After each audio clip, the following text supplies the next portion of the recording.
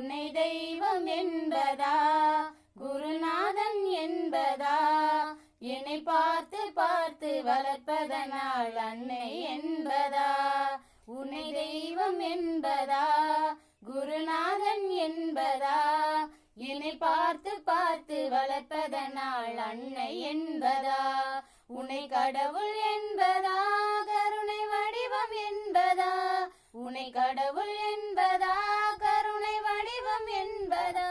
ஐயா ஞானதானம் தந்த உன்னை தந்தை என்பதா உன்னை தெய்வம் என்பதா குருநாதன் என்பதா என்னை பார்த்து பார்த்து வளர்ப்பதனால் அன்னை என்பதா